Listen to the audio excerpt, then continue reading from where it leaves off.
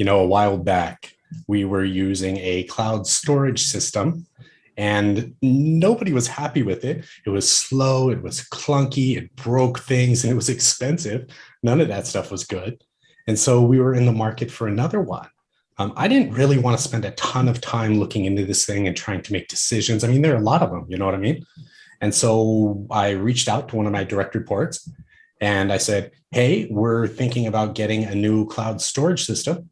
I'm hoping you can go, dig into them and come back to me with a report that's helpful. And he was like, I'm on it. And he ran off and spent a whole day on this thing and then came back later with basically a big table, like a compare contrast chart of a bunch of checkboxes. You guys have seen that on websites. You know what I'm talking about? Where they're showing you all the different features. And I looked at it and I was like, man, I could go look at people's like feature website. This isn't helping me make a decision. And I was really disappointed. So I was like, I guess I'll just go do it myself. Right. And that's what I ended up doing. Now, I didn't get what I wanted out of that. Right. And I guess the real question is, whose fault is that? Whose fault is it that I didn't get what I wanted? I mean, I'd love to say it was his fault. And I think if I set clear expectations in the beginning around what I wanted and what success looked like and why we were doing this, I think the chances of me getting what I wanted would have been much higher, right? And that's what we're doing today.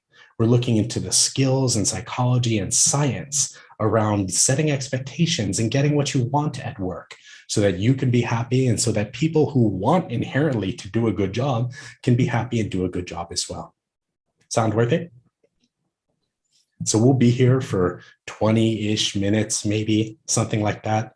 We'll get hands-on, we'll practice skills. If you have questions, please feel free to bring them up. This isn't a lecture, it's an experience. Something you might consider doing is grabbing something to write with. Why don't we go ahead and do that now? Fantastic. Research shows that when we have ideas, insights pops. Half of those are just gone in an hour. You're like, oh, and then it's gone. But if you write it down, it stays 3 to 4 times longer. So if something like that pops out, please feel free. So let's start with that. If setting expectations were easy at work as managers, if you're like, you do this and they run off and do it perfectly, if that were easy, we probably wouldn't be sitting here. So I guess that's the question. Let's start there. What's hard about that? Why is it difficult to set expectations? Why don't we do this? Why don't we reach out to Jocelyn and then Kelly and then Tom? Maybe you can say a little bit about what's hard around setting expectations. Not a long time, like 20 or 30 seconds, something like that. Jocelyn, can you kick us off? Yeah, for me, my biggest thing is I just automatically assume that the person I'm giving direction to knows what I want out of it. I have the idea in my head, but I just forget to communicate the details to them. Yeah. Can you guys relate to that? The idea up in your head? Nice. I was going to say, maybe I'm not even clear on what I want myself. So I don't know what my end result is going to be. Sounds like a relationship. Yeah, perfect. Right? No, I don't mean yours. And that's true. Like the words haven't really come through our brain yet. Nice. Tom? Yeah, I was thinking a combination of both. I don't even really realize what I need or want. I think I do, but I'm not really clear in my own head. Therefore, how in the world could I express it to someone else? So it's really difficult to identify what you want to express to someone else if you haven't done it yourself. So if I had done it 12 times before, I'd be able to explain it probably better. But if I'm asking someone to do something that I've never done before, likelihood is my explanation or my ask will fall short. So if I'm hearing you correctly, if it's still fuzzy up in your head because you haven't done it 50 times, and what's the point of doing something 50 times before we ask our direct reports? If it's still fuzzy up in your head, it's probably going to come out fuzzy as well. Mm-hmm. Nice. Okay, so here's the question. In the chat, let's open up the chat real quick. You guys see the chat down at the bottom? I will chat. Hey, what's up? Here's the question. Does micromanagement have anything to do with trust? What do you think? Yes, no, maybe, absolutely. Stupid question. What do you think? Hello is one of the responses we got. Yeah, absolutely. Right. If you've got your little hands in there because you don't trust the other person doing it, that's where micromanagement comes from, right? In fact, here, check this out. Micromanagement and trust can't coexist. They can't. Right. And micromanagement is kind of a little weird buzzword, isn't it? Right. How many of you can honestly say you have zero micromanagement tendencies? Raise your hand. Every once in a while, somebody raises their hand and I'm like, really? Really? Right? Here's the thing. There are studies that dig into it because money and work. This first study comes from the Journal of Public and Personal Management, which I'm sure you all read every day. It's nice to go to sleep with. And what they were interested in is, well, how many managers are micromanagers? Want to take a guess? Let's guess how many in the chat. Like if you had to guess the percentage, what do you think? 5% of managers are micromanagers? 8 million% of micromanagers? We got a vote for all, an 87%. Right. Here, let's take a look. It turns out that 79% of managers are judged as having micromanagement tendencies by their direct reports. So it looks like Jocelyn wins on Price is Right there. And what's neat is there's a compendium of the research, right, where they put the research together and put it all out. And they were like, well, why then? Why are people micromanagers? And the thing is, this is important. It's not because of you and your controlling personality.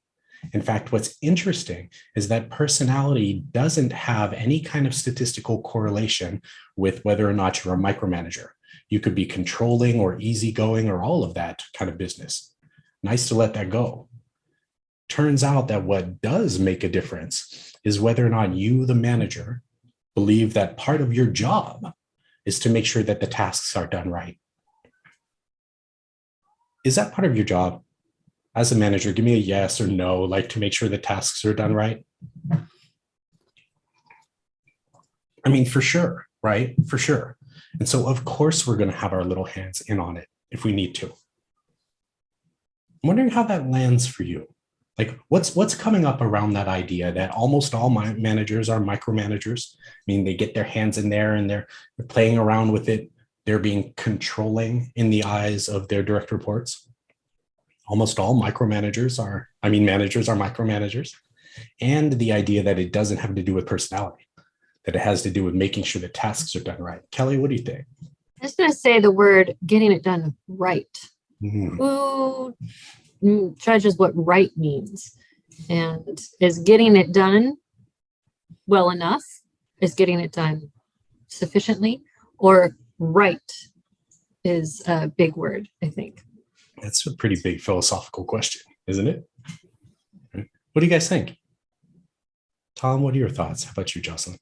The likelihood that the manager was the person doing this earlier and was promoted or moved along into a management position, so they feel like they know how to do it better. So why not just do it themselves, or at least tell them how to do it, because they've been doing it for weeks, months, years prior. That's a really good point, isn't it? It's the reason you probably got promoted is because you were amazing at that job.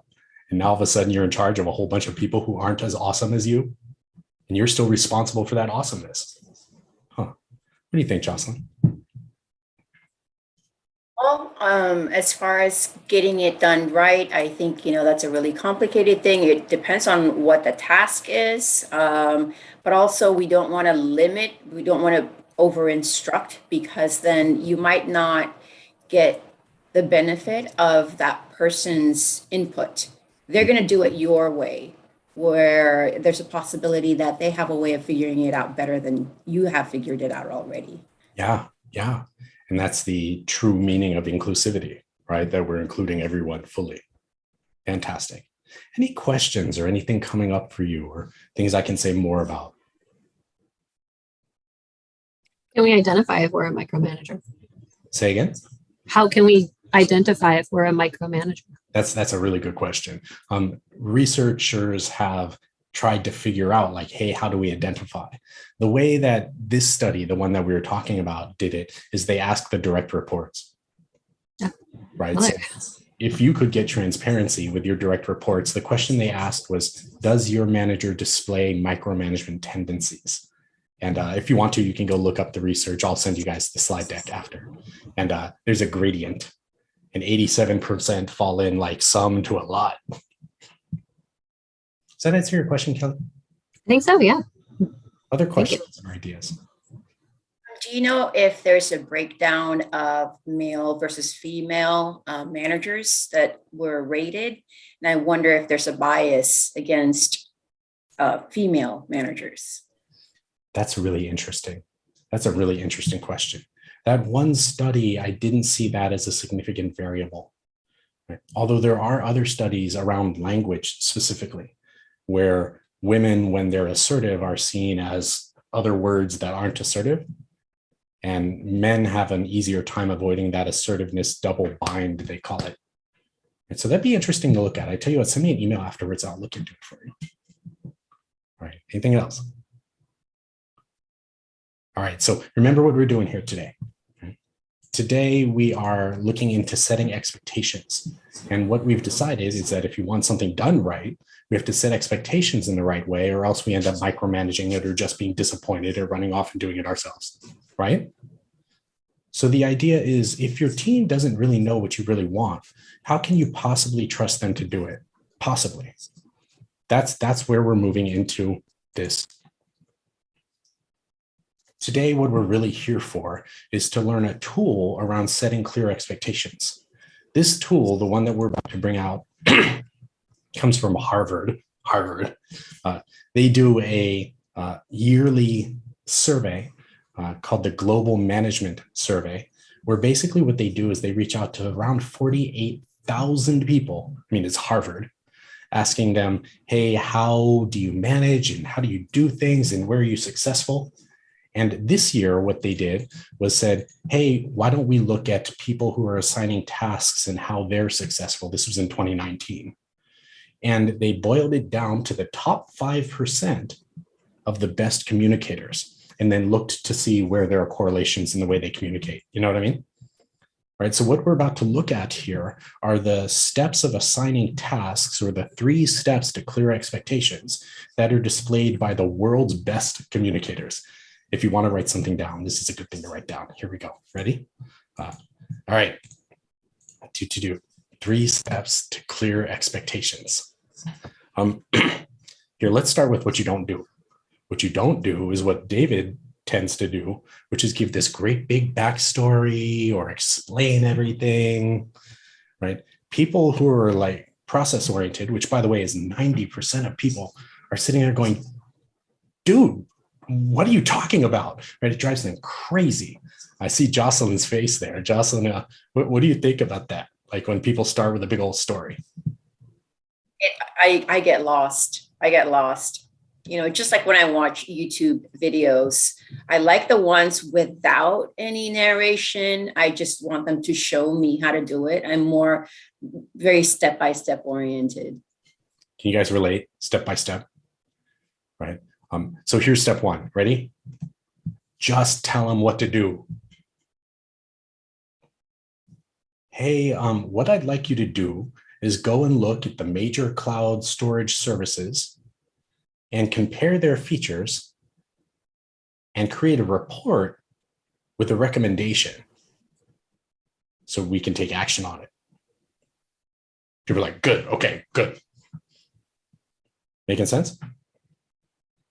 Salespeople and teachers especially are always told, start with the why, start with the why, start with the why. Please don't start with the why. Jocelyn is going to hate you. All right, great. So bam, you put it out there. Here's what to do. Next, now is the why. Now that you're knowing what you're doing, let me tell you why we're doing it so you can aim at that. Here's a question for you. Tom, if you had to take a swing at it, which do you think is more important? What I'm asking you to do or the why that you're doing it behind the scenes? Which is more important, really? Well, it's got to be what, because with just the why, I still don't know what to do. Nice, nice. Anybody else have a different answer? So the what without the why has you doing something and then doing it in a way that's kind of like, but the why without the what, right? It's like peanut butter and chocolate. They need to go together. So that's step 2. Tell them why. So can I interrupt for a second? Please. So what's the answer to your question? Is which one's more important, or are you saying they're both important because without either or we have nothing? Thank you. Yeah, it's a both. Okay. Right? There's not a statistical, there's not a study anyway that I've seen that says this one's more important than that one. What people do tend to leave out is the why. People like David that focus on the why are a smaller percentage than people who do talk about the why. In fact, about 80% of tasks that are handed out at work have 0 why associated with it. Managers say, I need you to do this, and you go do this, and you go do that. Is that answering your question, Tom? Mm-hmm. Great. Right. Okay. So remember what we're doing here. We're learning step-by-step tool to assign tasks. And step 1 was just tell them what to do. Step 2 was give them the why behind it so they can really understand what they're doing, right? So they can drive towards success. And that's a lot of good managers do that anyway. People want to succeed, don't they? Deep down, people want to succeed. So here's where the big meat of this tool comes from for a lot of folks. Ready? Tell them what success looks like.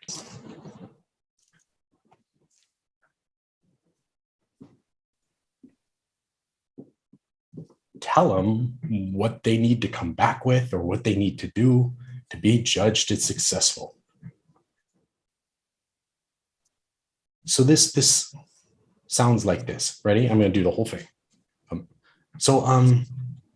Hey, what I want you to do is go compare the major cloud storage systems and maybe download them and try them out and come back with a report that includes a recommendation so we can decide which one we want to use.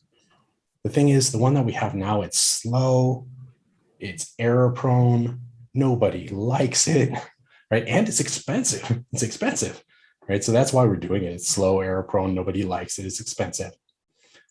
And again, what success looks like for you is a well thought out, easy report that answers the questions that somebody might need when they're making that decision so that we can just say, yes, that one. We want a report so we can just say yes. Any questions? Remember my story in the beginning of the workshop? That was a real story, by the way. If I had assigned a task this way instead of that way, do you think I would have been more successful? Do you think I probably would have not ended up doing it myself, which is what I ended up doing? And I'm busy already. All right, let me put it back up. And if you want to take a screenshot or write down the steps or something like that, this is the time. Anyone have any questions or objections or insights? All right, before we practice it, before we try it, let's get some thoughts about it. Why don't we go in this order? Why don't we go, how about Kelly, Tom, and then Jocelyn? What are you noticing? What are your thoughts around this tool? Anything that comes up for you is fine, 20, 30 seconds. Kelly, can you kick us off? I think it's pretty clear, concise. It could be easy to apply. It's 3 little steps. Now remembering to apply them, that's another thing, but it will be helpful in how to clearly communicate what it is I need and why, and how those two do go hand in hand to get a result that is helpful. Absolutely. Clear and concise. And I still struggle. I still find myself with big why backstories a lot. And then I'm like, wait a minute, when I see the look on their face and when I'm at my best, I come back. So you're right. It's a constant struggle. How about you, Tom? What are your thoughts? That's a great tool. I can't wait for the next workshop for as a manager to actually take the recommendation and run with it, as opposed to still going back, looking at all the content and making my own decision. So you're saying even though they give you a strong, well-researched, well thought out, um, thoughtful argument with the recommendation, that you're still like, you know what, I'm still going to go check it myself. Yep. 87% of managers have micromanagement tendencies. Yeah. Nice. Next workshop. Jocelyn, how about you? What are your thoughts? I like that it's only 3 steps, Mhm. you know, and it's 3 critical steps, I think, is what it is. Yeah. Yeah. So, You know, all the way back, if you want to fall into a Wikipedia hole, go look up the theory of chunking. George Miller started looking into how many things people can keep in their head at the same time. The accepted number of things is 4 right now. Although the Department of Defense, when they make something, it's almost always 3. Gravity likes 3 or 4. Cool. All right, so let's do this. We can't just learn a thing without practicing it. So we're going to try on this 3-step tool in real life, like right now. Let me give you 20, 30 seconds. Let's come up with something that you as a manager might actually assign someone to do. If you're drawing a blank right now, you can think of something that you've assigned in the past. Maybe something that didn't go so well. Wish I had the Jeopardy music right now. So what we're not trying to do is write the whole thing out, but are you coming up with an idea, something to do, something to assign? Okay. Hey, by the way, when we practice, the idea is not to see what a smooth talker you are or who's memorized the tool. We're going to cheat like crazy. You have the steps written down, yes? The idea is to try it on for size and see how it feels. And people who are listening, it's your opportunity to see what it sounds like, because it almost always feels weird to do. And you'll notice it'll feel a lot less weird to listen to. All right, so here's what we're going to do. Ready? With your specific task that you came up with, you're going to assign it to us like we are your direct report. You don't have to give us any backstory. Just go ahead and assign it. Normally, we'd send you off into breakout rooms in pairs or small groups to do this so everybody gets a chance. Because we've just got 3 today, we'll do it like this. Any questions about the exercise? Would you do me a favor and repeat the exercise one more time? Thank you, Tom. I'd love to do that. The exercise is to assign a task with the 3 steps. Let's pop the 3 steps up again real quick. You can take a screenshot if you need one. Can we have a volunteer to go first? I'll go first. Okay, why don't we go Jocelyn and then Kelly and then Tom. Jocelyn, assign away. Okay. So David and Tom, we've got a bunch of workshops coming up. So what I need from you guys is to double check your calendars to make sure that we've got enough time booked for development, as well as the dates of the actual workshops are in your calendars. The reason why we want to do this is just to make sure that we don't screw anything up and everything goes smoothly. So once you guys have checked it, I'm hoping to cross-check that with our spreadsheets to make sure that everything is accounted for accordingly on your calendars. Great. And what does success look like? That's to make sure that everything's accounted for. Oh, fantastic. Fantastic. Thank you. Kelly. So we need to coordinate a shoot down in the peninsula. And we need all of the correct styling and lighting and equipment there on the right day with all of the support staff that is needed as well.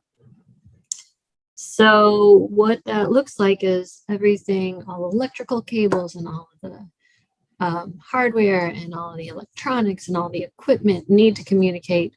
And we need this to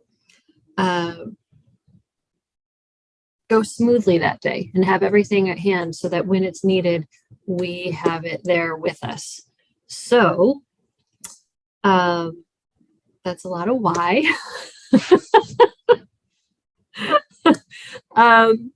We need to pack appropriately and think about what we need at the end result so that we pack it properly in the beginning. I think I did that all backwards. Well, and what's interesting is that it was a little bit out of order and all of the steps were there, and it's still pretty clear for me at the end what I needed to do, right? Whereas what you might have said is, hey, can you pack the gear?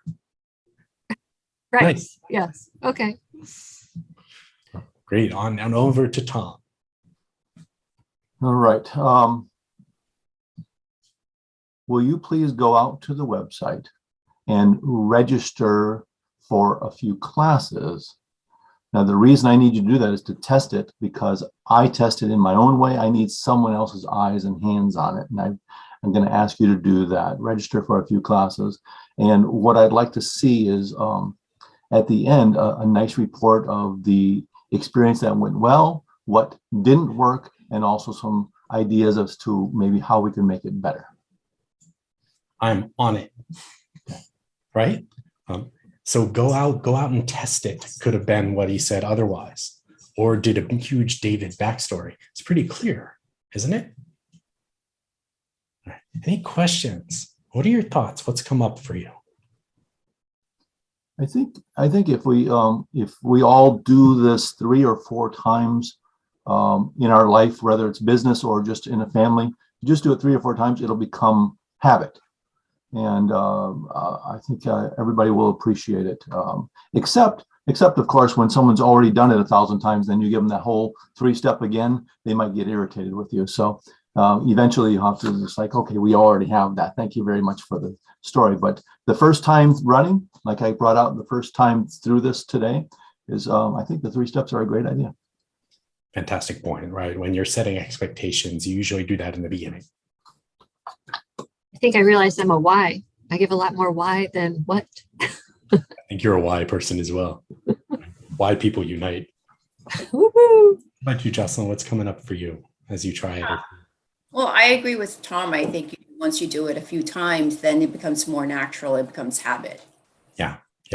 There are interesting studies about habit forming, and it is about how many times, not like 3 weeks or that sort of thing. It's usually around 7 verbal tries before something starts to get easier. So if it's weird for you in the beginning, welcome to the club. All right, let's do this. Y'all have something to write with, yes? What's the big insight you're taking from this? What's the big pop? If you've got a big takeaway, what is that? Let's write that down. Maybe 30 seconds or so. It doesn't need to be a paragraph.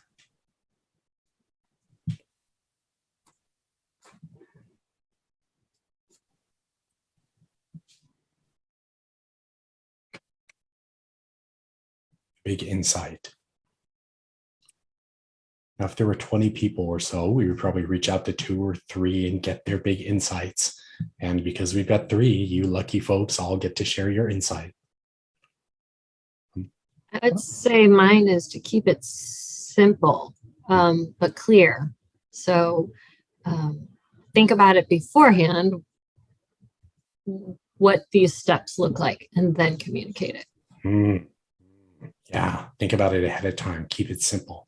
If we think about it, we'll probably do a good job, right? Nice. Tom, Jocelyn, what is your insight?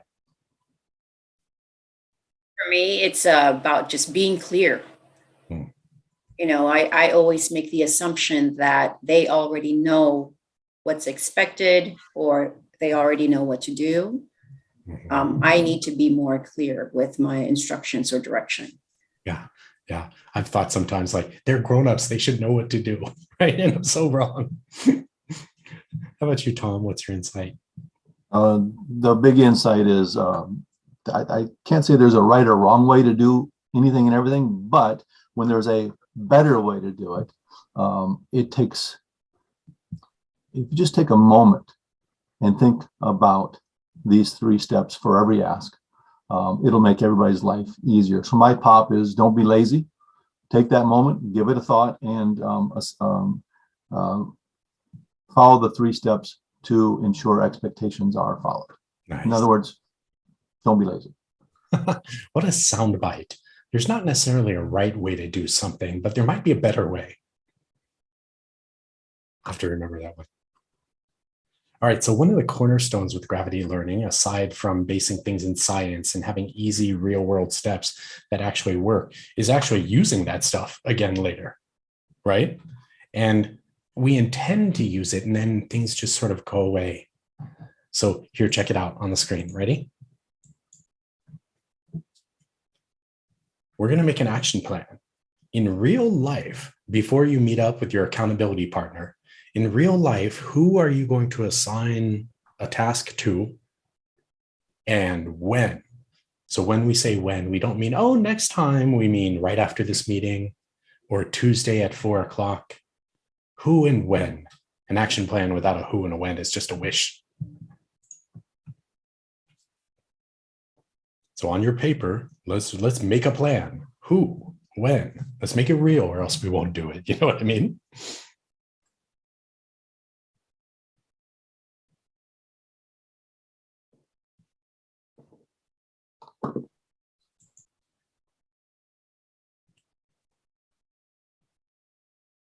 Now, in a little bit, we'll have some homework and you'll meet up with a partner. And this assignment is one of the 3 assignments that you'll make for yourself during this whole workshop. And then you'll be able to report to your partner how it went. So here's the question for you in the chat. On a scale of 1 to really awesome, let's say that you consciously used these 3 steps instead of just winging it when you assign a tool. How useful do you think this will be? Give me some kind of rating in the chat. Super useful, not useful at all. I give it a 10. See what we've got coming in. Got some very useful. Tom, being the data guy, says my scale is on 1 to 10 and I give it a 10. And Jocelyn says uber useful. You know, hopefully you've enjoyed your time with us here at Gravity Learning. We are here to make a difference. So if you have questions or just want to hang out and have nerdy chats about learning, I'll hang out afterwards with you. And otherwise, thank you so much for being here with us today, and happy setting expectations.